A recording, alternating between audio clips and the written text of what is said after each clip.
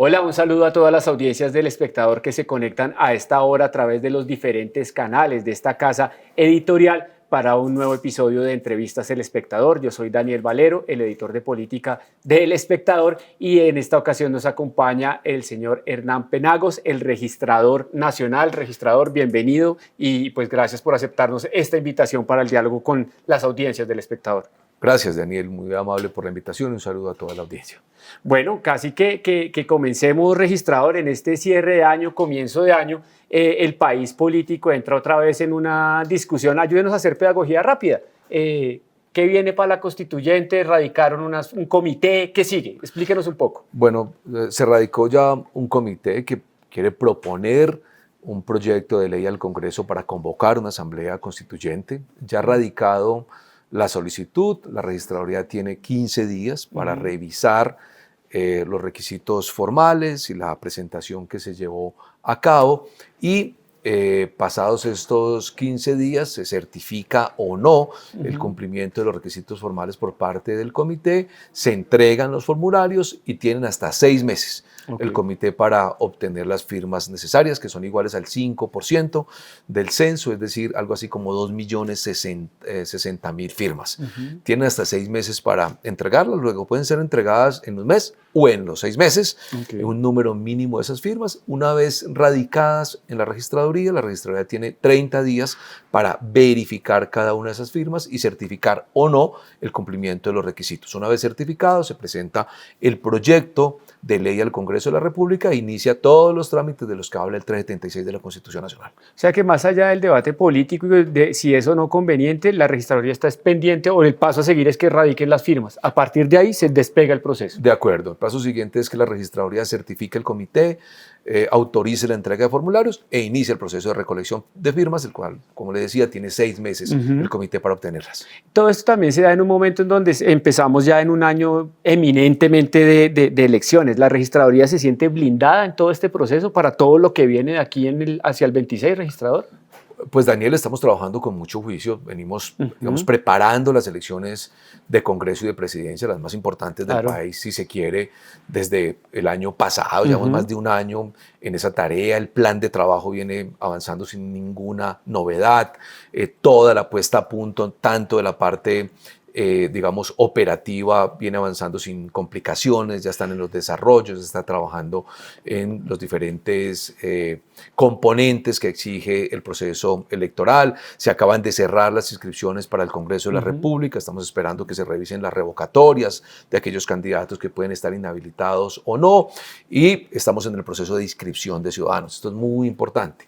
El 8 de enero se cierran las inscripciones de aquellas personas que han cambiado de domicilio electoral y quieren votar para las próximas elecciones, y el 31 de marzo es la segunda fecha. Quienes se inscriban hasta el 8 de enero podrán votar para Congreso y para Presidencia. Quienes se inscriban después del 8 de enero y hasta el 31 de marzo podrán votar solo para Presidencia de la República. Luego venimos avanzando muy bien, sin mayores contratiempos, obviamente a la par de esas exigencias, pues haciendo 1000 cosas. Hicimos elecciones en Bucaramanga, tenemos elecciones el 18 de enero en Girón, estamos revisando las firmas de los candidatos que están aspirando a la presidencia. Es decir, la registraduría tiene múltiples tareas que llevar a cabo de aquí al 8. Antes de toda esa pedagogía electoral también le quería preguntar si en medio de todo este trabajo que están haciendo ya se sienten como un poco, no sé, o el gobierno está menos hostil con la registraduría y usted ha respondido públicamente eso. ¿Se siente más tranquilo ya en el diálogo interinstitucional? Pues yo no sé si me siento más tranquilo o no. Lo cierto es que nosotros lo que estamos es respondiendo a cualquier inquietud que tenga el gobierno o cualquier ciudadano u organización política. Es decir, todo aquel que tenga dudas, nosotros hemos dicho, simplemente preséntenos las dudas que nosotros estamos dispuestos a explicar cualquier detalle de los componentes, de los software. El año entrante, por ejemplo, en materia de software de escrutinio, ya vamos a tener auditorías a los sistemas de información, se va a autorizar a las organizaciones políticas que tengan auditores de sistemas para revisar y poder ver la exposición de los códigos fuentes. Es decir, estamos respondiendo a cualquier inquietud que tenga, tanto el gobierno como cualquier organización política. Lo único que pretendemos es dejar claridad y que la ciudadanía, Daniel, comprenda cómo se cuentan los votos en Colombia. En la medida en que la ciudadanía lo conozca, yo le puedo asegurar que va a tener mucha más tranquilidad del proceso electoral entrante. Este tema de la transparencia está garantizado, y se lo pregunto para que también le responda directamente al presidente Gustavo Petro, que era el que a veces lo ponía en duda. Sin duda, está absolutamente garantizada la transparencia del proceso electoral en Colombia. Hay múltiples acciones que van a garantizar que ese proceso sea absolutamente eficiente e íntegro. Tendremos biometría facial.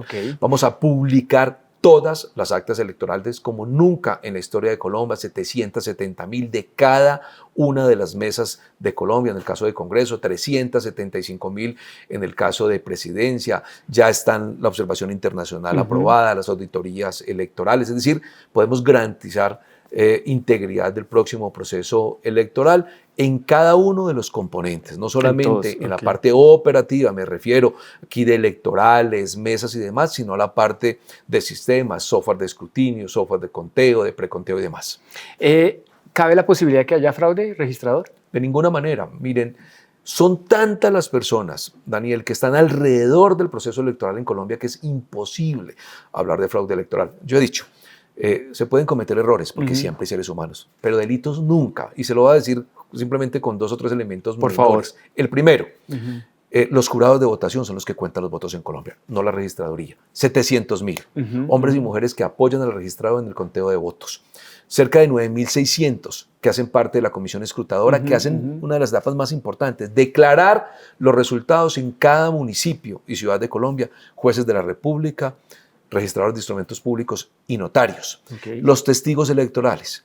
Hoy en Colombia, si así lo quisieran los partidos políticos, que son 28, pueden nombrar un testigo por cada una de las 125.000 mesas. Es decir, multiplique 28 por 125.000.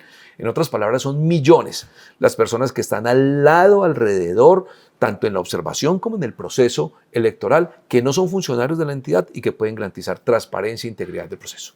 ¿Y cabe algún riesgo de que no se den las elecciones? Ninguno. No hay norma en Colombia que pueda lograr que se suspenda o se cancelen las elecciones nacionales en Colombia, por ningún motivo, ni de orden público, ni circunstancias derivadas con emergencias de una u otra naturaleza, entre otras razones porque Colombia es un Estado constitucional y las normas claramente así lo definen. Luego, no hay norma alguna que permita suspender unas elecciones en Colombia, por tanto, el año entrante se elegirá un nuevo Congreso y un nuevo presidente de la nación. Y con transparencia total. Y con absoluta transparencia e integridad. Y tendremos durante todo este próximo mes, estos próximos meses, acciones muy claras que van a evidenciar y que pueden dar tranquilidad a la ciudadanía colombiana. Inclusive vamos a abrir en próximas semanas un chatbot para que la ciudadanía se informe claramente de todo el proceso electoral que se viene para el 8 de marzo en elecciones de Congreso y para el 31 de mayo presidencia primera vuelta.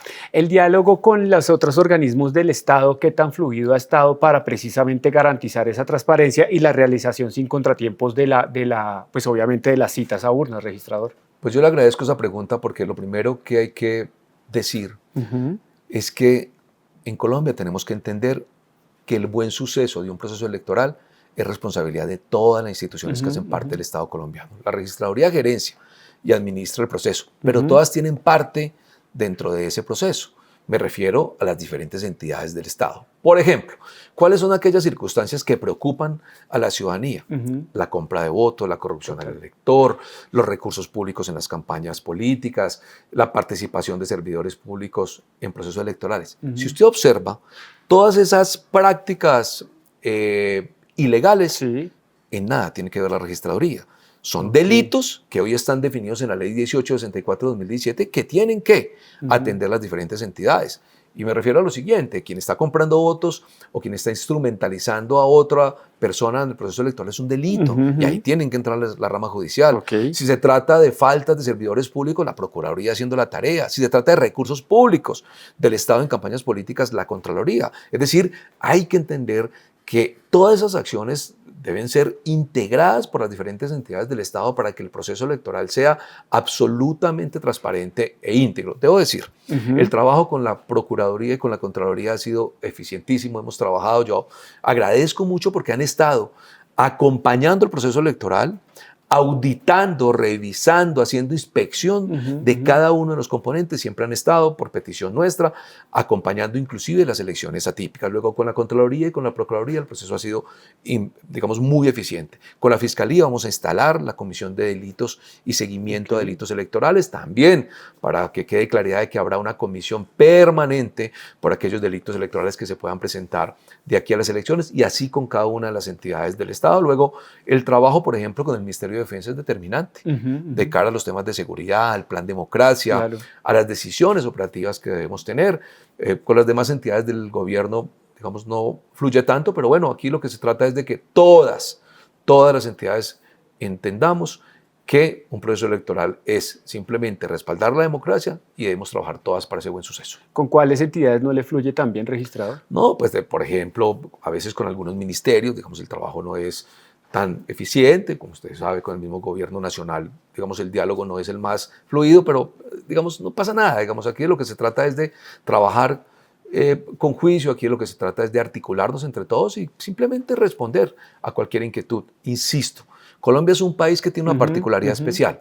En Colombia es aceptado, por ejemplo, que el gobierno tenga parte activa en los procesos electorales. Hay otras naciones donde no. En Centroamérica hay algunas naciones donde los gobiernos no participan de nada. En Colombia, como ocurre por ejemplo en Argentina, el Ministerio del Interior tiene, digamos, actividades relacionadas con democracia, está al frente de la Comisión de Seguimiento de Delitos Electorales, otros ministerios trabajan en algunos temas pedagógicos de democracia. Luego, eso ha sido aceptado en nuestro país y entonces lo que hay que hacer es integrarlo, pues para que toda la ciudadanía tenga tranquilidad del proceso. ¿Siente que los recursos para todo su trabajo, pues el de la registraduría más bien, están garantizados también para el 2026? Bueno, hoy no hemos tenido mayores dificultades. Presupuestalmente hablando, ya están contratados los servicios electorales y tienen dos fuentes de financiación. Por un lado, los recursos de presupuesto del año 2025 y por el otro lado, recursos correspondientes a vigencias futuras del 2026. Desde el punto de vista presupuestal no hemos tenido dificultades. Ahora, desde el punto de vista de caja, se van pagando los servicios en la medida que se van cumpliendo. La registraduría le autoriza al Ministerio de Hacienda a contratar todos los recursos para las elecciones, pero el dinero, propiamente dicho, la caja, se va girando a medida que se van cumpliendo cada uno de los procesos. No hemos tenido mayores dificultades, sin embargo, en el mes de diciembre. Pero debo aclarar, no solamente la registraduría. Casi todas las entidades del Estado, por los problemas de caja que ha tenido el gobierno, no han podido girar el dinero a los proveedores y nosotros no somos la excepción. Esperemos pues que en enero esos recursos fluyan porque además de hacer las contrataciones hay que irle pagando a los proveedores cada uno de los componentes que van cumpliendo. No se ha podido en diciembre, ha habido dificultades complejas, insisto, en todas las entidades del Estado y esperemos que en enero se resuelva. En el caso particular de la registraduría, ¿en qué ha visto reflejadas esas dificultades? ¿Que no se ha podido pagar? Para hablarle claro a la gente. De acuerdo, en el pago a los proveedores, porque el proceso electoral se viene construyendo desde el mes de junio. Entonces, por ejemplo, cada mes los proveedores van haciendo acciones. Estamos, por ejemplo, en inscripción de ciudadanos, es decir, las personas que se van a inscribir para votar, y eso implica unos traslados de unas equipos, implica desarrollos de software, implica cargar el censo electoral, implica depurar las bases de datos, llevar equipos satélites a diferentes lugares de la ciudad para que la gente se inscriba. Todo eso se ha cumplido, pero parte de esas acciones las llevan a cabo los proveedores y se les debe, por ejemplo, el cumplimiento de esas acciones del mes de noviembre y diciembre. Entonces, esos recursos, pues hoy no se le han pagado y deberán pagársele, espero yo, en el mes de enero, porque si se retrasan las acciones, puede llegar un momento en que el proveedor diga, no somos capaces de seguir cumpliendo con nuestras acciones hasta que no nos den caja para pagarle nosotros también a nuestros proveedores. Digamos que son acciones relacionadas con esas. Por ejemplo, acuérdese que ahora en diciembre se cerró la inscripción de candidatos. Esa inscripción debe depurarse, debe llevarse a cabo un procesamiento para empezar la impresión de las tarjetas electorales y todos esos componentes se tienen que ir cumpliendo y eso implica recursos que se le van pagando a los proveedores. ¿Siente que eso puede poner algo en riesgo el calendario? No, yo no creo que sean dificultades que pongan en riesgo el calendario de ninguna manera. Ya está contratado todo, pero la caja no deja de ser un tema en el que los proveedores están permanentemente escribiendo, exigiendo y solicitando pues lo que tienen que tener para su pago, pero de ahí a decir que ponga en riesgo el proceso electoral para nada. Y el año entrante, por ejemplo, las primeras semanas debemos enviarle al Ministerio de Hacienda la solicitud de recursos para las consultas del mes de marzo, porque hasta el 22 de diciembre pues no teníamos la claridad de cuántas consultas. Ya tenemos claro que mínimamente, digamos, hay un número de 2 o 3 consultas. Luego ahora tenemos que hacer un presupuesto porque no están presupuestadas, porque simplemente estábamos esperando a que se definieran qué partidos iban a participar. ¿Cuánto podrían costar esas consultas, registrador? Estamos haciendo apenas el sondeo, no tengo un dato preciso. Tenemos una gran ventaja. Ahí se aprovechan las economías de escala de que esas consultas se llevan a cabo en las elecciones de Congreso. Luego, por ejemplo, todo lo que tiene que ver con el kit electoral, los cubículos, parte de los software, el equipo de talento humano, no lo vamos a ahorrar. Eso es muy positivo. Ahora lo que nos corresponde es algunos software para el tema de preconteo, los temas de divulgación y consolidación, y obviamente la impresión de tarjetas electorales. Pero en un par de semanas, menos, en unos 5 días, yo creo que ya podemos tener un dato preciso de cuánto cuestan las consultas. Para ir redondeando este diálogo, registrador, el tema de seguridad, usted hablaba que pues con el Ministerio de Defensa el diálogo fluye y demás. ¿Qué regiones y por qué le preocupan, registrador? Sin duda, el tema de seguridad es un tema determinante. Pensemos lo siguiente: hace, no sé, 3 o 4 semanas, un cabecilla de una disidencia más o menos le manifestó al país que pretendían que las elecciones fueran tranquilos, pero que ahora, con ocasión de, pues obviamente, el ejercicio fuerte de la fuerza pública frente a ellos, que han decidido que pues, van de alguna manera a influir en el proceso electoral. Eso no es un tema menor. Es decir, que una persona desde una disidencia ya más o menos manifieste que va a hacer actos para torpedear el proceso electoral en Colombia, pues nos tiene que llamar la atención. Y le da alerta, Por tanto, hay que decir, tenemos que reunirnos permanentemente con la fuerza pública para definir el plan democracia, que ya está definido, para saber en qué lugares, por ejemplo, Daniel, necesitamos llevar tropa, policía, con días o con semanas de anticipación para garantizar 2 cosas. Primero, el derecho al voto de la ciudadanía, que las personas puedan votar y lo puedan hacer libremente. Y en segundo lugar, la seguridad de todos los que están alrededor de cada uno de los puestos y mesas de votación. Me refiero a los testigos, a los jurados, a los equipos de los órganos de veeduría y de control, a la observación, a los funcionarios de la registraduría. Luego, hay 104 municipios que están en alerta, así lo dijo el Ministerio de Defensa, y en esos 104 municipios tenemos que tomar decisiones operacionales con el suficiente tiempo para que la ciudadanía pueda votar, para que se puedan instalar los puestos y mesas de votación. Ya le digo, serán cerca de 125,000 las mesas en 13,508 puestos de votación. Luego es una tarea descomunal, gran parte de ellas en el sector rural, y sí me inquieta el tema de seguridad y tenemos que trabajar muy fuerte, porque lo que no puede ser es que tengamos que trasladar mesas de votación previo al día de las elecciones. Un Estado democrático no puede negar los derechos políticos a la ciudadanía. Y con la misma claridad, registrador, le insisto en una parte de la pregunta que no me respondió. ¿Qué regiones le preocupan? De acuerdo, preocupan las que todos conocemos, Catatumbo, parte de Cauca, parte de Nariño, Putumayo, Chocó, tiene una incidencia muy fuerte del ELN y otros grupos en los sectores rurales, parte de Antioquia. Hay unos cuantos departamentos que tienen circunstancias de seguridad hoy que no son menores. Y yo sí creo que aquí tenemos que enviar los mensajes adecuados a la ciudadanía entre el Ministerio de Defensa y el alto mando. Ahora, el nuevo alto mando, tenemos que enviarle los mensajes claros a la ciudadanía de que en esos lugares se van a instalar las mesas de votación, se van a instalar los puestos, pero que la ciudadanía puede votar libremente. ¿Por qué? Pues porque no son temas menores. Cuando desde la clandestinidad una persona se atreve a decirle al país que va a influir en las elecciones, eso tiene que ser un motivo de alerta y de decisiones determinantes de la fuerza pública para garantizar el proceso electoral. Registrador, y vayamos cerrando. Más de 28 millones de firmas para avalar candidaturas, 22, si usted me corregirá por favor si me equivoco en el número. ¿Dura esa tarea de verificación, ¿no? ¿Y de dónde sale tanta firma? Pues mire, no tiene precedentes, son temas novedosos que hemos tenido en Colombia. Hay una serie de circunstancias que se han ocurrido el año pasado a este año que nunca se han visto en la historia de Colombia. Más de 19 elecciones atípicas, entre hecho gobernaciones como Putumayo, Bichada, Magdalena, Alcaldía de Bucaramanga. Nunca se ha visto en Colombia eso. Tampoco tiene precedente el número de personas que solicitaron inscribirse por firmas para la presidencia, más de 90, nunca. Tampoco tiene precedente el número de personas que terminaron radicando las firmas, 22. Hace 4 años fueron como 8. Y tampoco tiene precedente el número de firmas, 28 millones de firmas para candidatos a la presidencia y 3 millones al Congreso de la República. Hace 4 años fueron cerca de 10, se multiplicó por 3 el número de firmas recibidos. ¿Eso qué implica? Pues obviamente un trabajo descomunal. Estamos en diciembre, enero, y estamos trabajando fuertemente todos los días sin parar, porque revisar 28 millones de firmas con juicio, con cuidado, una a una, no es un tema menor.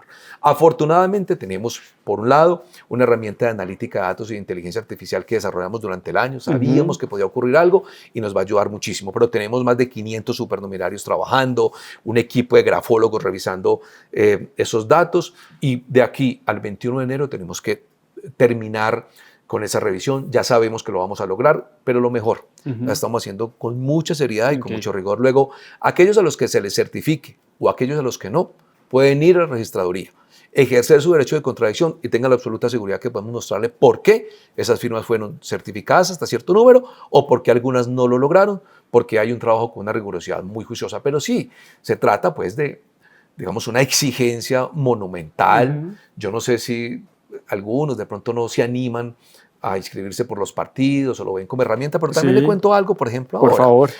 Uno de los candidatos presentó cerca de 800,000 firmas y hemos encontrado que, digamos, gran parte de ellas fueron fotocopias. Y tenemos que no es justo que hagan trampa de esa manera, pero tampoco es justo poner a la registraduría a revisar 800,000 firmas para después ver que, no sé, el 60% son fotocopias o fueron, digamos, esos formularios diligenciados o más bien tomados a través de diferentes impresoras para de alguna manera burlar a la registraduría. O sea, no es razonable que una persona haga eso o que muchos utilicen fotocopias para tratar de burlar a una entidad, pero además de eso para, digamos, poner a trabajar tanta gente a través de trampas de esa naturaleza. Pero bueno, lo estamos haciendo, pero sí es un llamado un poco a que haga más rigor y más juicio en ese ejercicio. Registrador, usted mismo pone el tema y puso el ejemplo. ¿Cuál es el nombre de ese candidato? No voy a decirlo porque no quiero aquí generar circunstancias, pero tenemos claramente detallados quienes están utilizando impresoras para imprimir muchos formularios y enviarlos a la registraduría, quienes están utilizando fotocopias. Algunos, por ejemplo, que radicaron 1 millón de firmas o así lo plantearon en miles de formularios y después encontramos que cerca de 600,000 formularios ni siquiera estaban diligenciados, seguramente pensando que la registraduría no los revisaba. Son circunstancias, digamos, que me parecen indelicadas, pues por no ponerlo en otros términos, pues no voy a hablar de nadie porque no se trata de eso, pero sí hemos encontrado, digamos, muchas personas tratando de alguna manera defraudar un mecanismo que es muy democrático, pero que hay que cuidarlo, porque al final terminan desconfiando de él. ¿Eso implica algún tipo de sanción, registrador? Bueno, la registraduría no tiene competencia para sancionar, simplemente para revisarlas. Ya mañana o pasado mañana, si hay alguna denuncia, los órganos tendrán que hacerlo. Nosotros simplemente nos dedicamos a revisarlas y certificar aquellas que están claramente, que aparecen en el Archivo Nacional de Identificación y que aparecen en el censo electoral. Registrador, y cerremos este diálogo con un poco de pedagogía electoral muy concreta y muy corta para que las audiencias lo tengan claro. Las fechas claves y los momentos claves de este 26 en materia electoral. Bueno, fechas claves, el 31 de...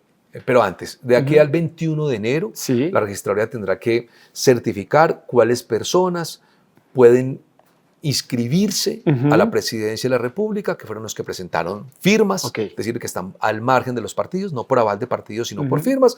El plazo es el 21 de enero para la registraduría certifique cuáles cumplieron el requisito o no. El 31 de enero inicia la inscripción de candidatos a la presidencia de la República de Colombia. El 8 de marzo son 2 momentos muy importantes. El primero son las elecciones de Congreso de la República, pero también el 8 de marzo la gente va a poder votar por las consultas que terminen participando a la presidencia de la República.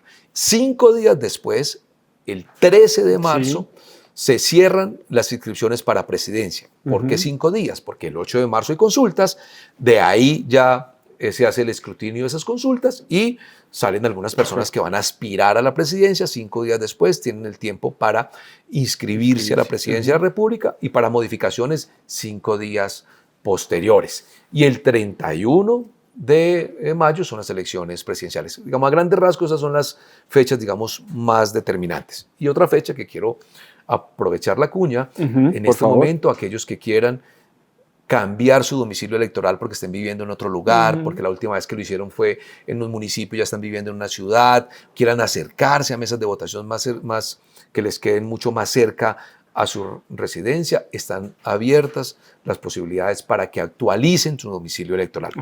Insisto, aquellas personas que van a votar o que cambiaron de domicilio en un lugar diferente al que lo hicieron hace 2 años, por ejemplo, las elecciones locales, o hace 4.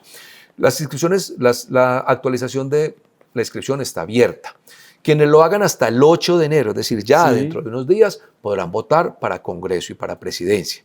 Quienes lo hagan hasta el 31 de marzo, que es la última fecha, es decir, después del 8 de enero y hasta el 31, solo podrán votar para Presidencia. La registraduría está descentralizando. Tenemos campañas de inscripción, no solamente en la registraduría, sino por fuera de ellos, en muchos centros comerciales del país. Ustedes ven un equipo de la registraduría para que actualicen y lo hagan. Primero, para que puedan votar, y segundo, para que ojalá lo hagan cerca a su residencia y no tengan excusas de domingo por el tema de transporte. Registrador, muchas gracias por este tiempo, para este diálogo con las audiencias del Espectador. Pues a usted, muchas gracias, Daniel, por permitirme tener este diálogo y explicar un poco la mecánica electoral del año entrante. Bueno, y a ustedes no olviden seguir minuto a minuto lo que pasa en Colombia y el mundo a través de los diferentes canales y espacios que tiene El Espectador, y estaremos nuevamente en un siguiente episodio de estas entrevistas que solemos hacer para analizar la actualidad del país. Hasta una próxima oportunidad.